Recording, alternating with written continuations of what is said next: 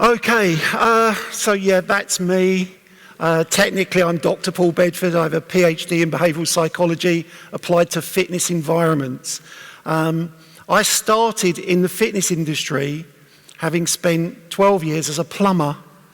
So by trade, I'm a plumber, and then I got into fitness because I was into exercise, and I worked in my local YMCA, which is a charitable organisation in the UK, as a volunteer instructor. They then gave me a job.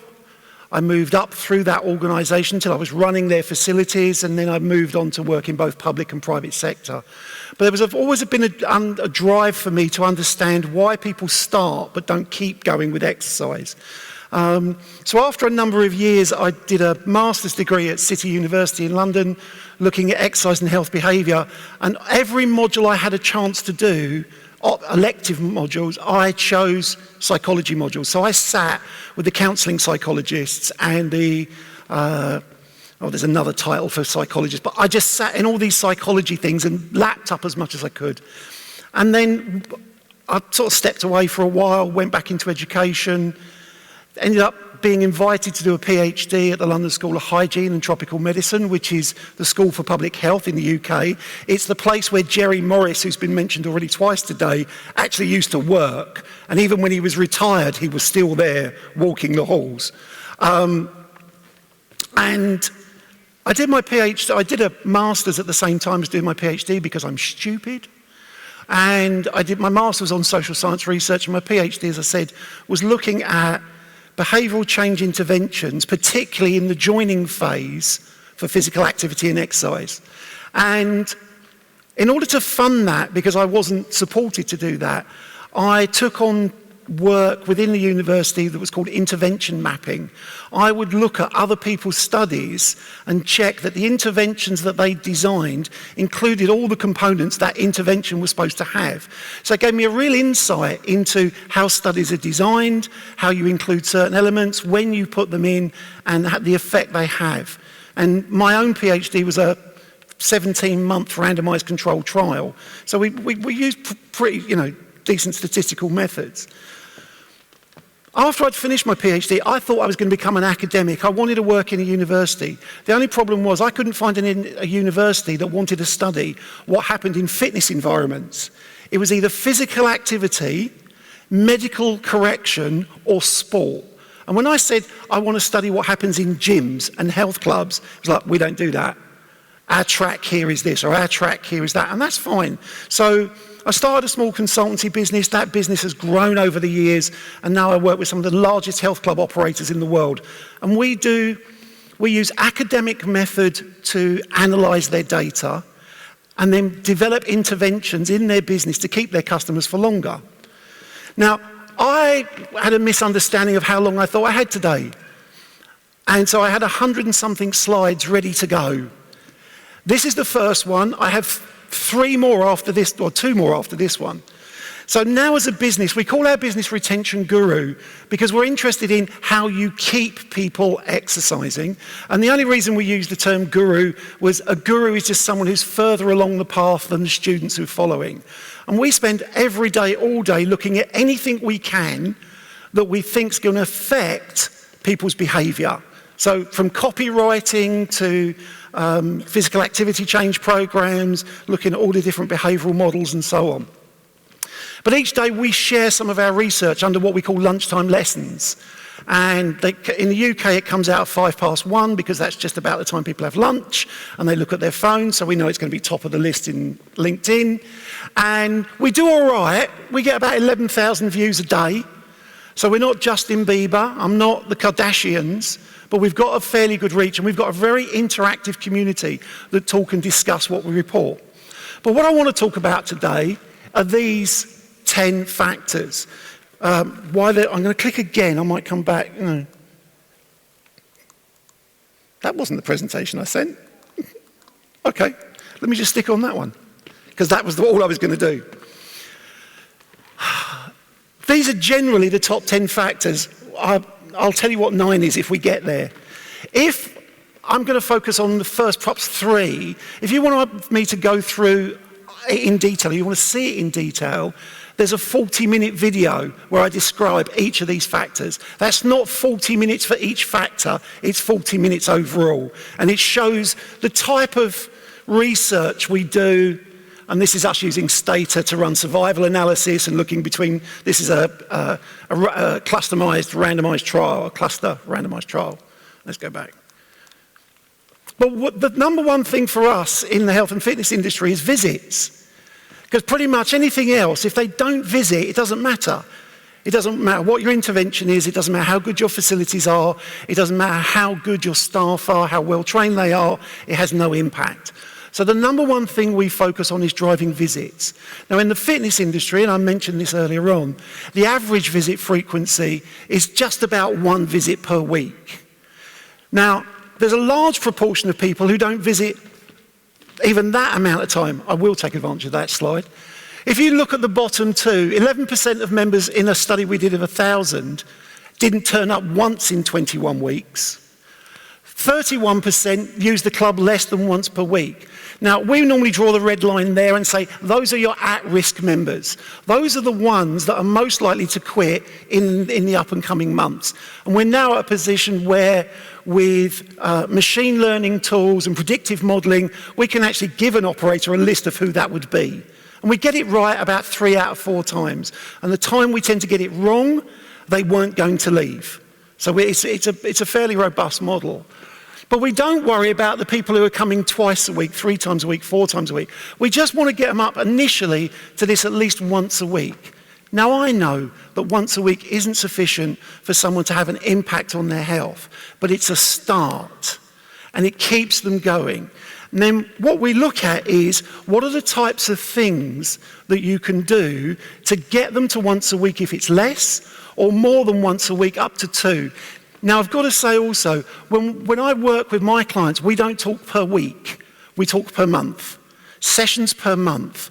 And rather than giving an absolute figure, like you must come 3 times per week, we say things like, you should aim to come somewhere between 4 and 12 times per month. Because that gives people some latitude where they can still be successful at the minimum amount, but they can aim to be higher than that. And the reason we cap it at 12, we've got enough data now that shows us, particularly for new exercisers who've never been members of fitness clubs before, never trained it in a physical environment like that, more than 12 visits in the first month, they quit even faster. It's actually too much too soon. They generally haven't accommodated that behaviour change into the rest of their life. So they start off with full enthusiasm and then they realise, actually, I'm spending less time with my kids, or it's affecting my work habits, or so we talk about building them up over time with visit frequency rather than having an absolute. Then we say, if someone visits a facility, if you have staff, it's imperative that the staff talk to the customers. They've got to talk to them. They've got to acknowledge they attended, they've got to recognise what they did, and they've got to, what we call, is give them a fond farewell. Now, you'll see it if you watch the video, but we've been able to map that if I have 1 interaction with you this month, the chances of you turning up next month increase by 20%, so the probability changes by 20%. If I speak to you on 2 or 3 occasions, which requires 2 or 3 visits, the probability of you turning up next month goes up by 50%. If I speak to you on 4 or more occasions, which means you must visit 4 times, it's not 4 conversations in 1 visit, the likelihood of you turning up next month goes up by 80%. Now, that's useful for an operator because it means they keep their customers in their business. So they have a vested interest in actually helping their customers stick to exercise. Now, one of the simple ways we do that with operators, because they're within a facility, is as someone's leaving, rather than just saying goodbye, farewell, cheerio, we start with at least 2 questions. The first one is, how was your workout today? So that we get some instant feedback. If it's negative, we tend to get it as a conversation rather than a complaint. If it's positive, the person's talking positively about the experience they've just had, which has an element associated with peak end theory, which we like talking about things we've experienced, and if we can do it at the end, it reminds us of that going forward. The second question we ask is, when are you in next? Because we're trying to prompt the next visit. And the presupposition in when are you in next is, I will see you again. So if you've just finished exercising, you're on your way out, how was your workout? If you haven't got time to talk, we just let you go. But if you've got time, we say, how was your workout? Get some feedback. When are you in next? And we take it as far as saying, what day are we today? Thursday. Are you in again before the weekend? At the weekend, we're saying things like, when are you in next week? If it's early in the week, Monday, Tuesday, when are you in before the weekend? So we're constantly prompting the next visit. And that's what we talk about as our currency. We want people visiting. Then we have to look at the programming. We have to look at programming that's appropriate for the level of skill and the intensity, and they're separate things, of that potential customer or that customer. Because you can make an exercise program very low intensity but very complex, or very high intensity and very simple, or you can do both.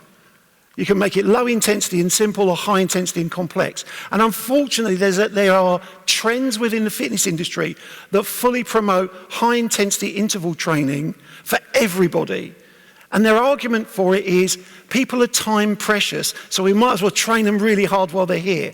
The problem with that is, for the new exerciser, it's so high intensity, they can't walk for 5 days afterwards because of delayed onset muscle soreness. So their experience that Kate was talking about, in terms of I had a negative experience when I tried it, is just perpetuated.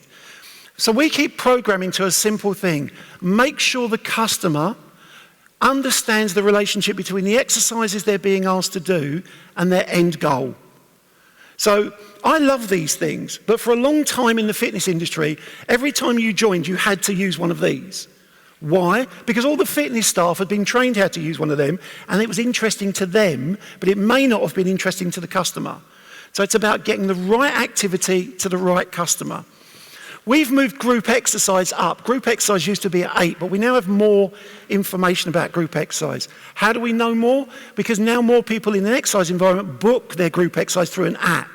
And we are able to track whether they turned up to the club and whether they booked their class. And it's not a perfect method, but if they turned up to the club and they booked a class, we make the assumption they were in that class, because they wouldn't normally book and then not, well, they wouldn't normally turn up and then not go in.